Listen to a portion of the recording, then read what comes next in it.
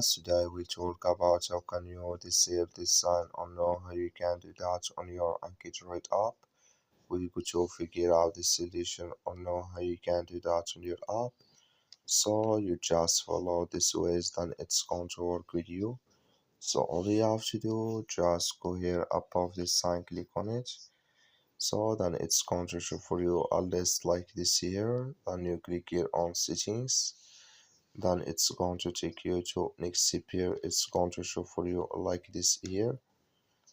So then you go down, just keep going down, click here on advanced, click on it here. Then it's going to take you to next here. It's going to show for you like this.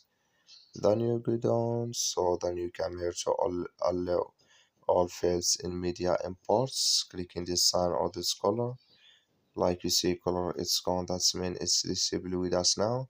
That's all you have to do. Thank you for watching. Don't forget to support us by liking and subscribe.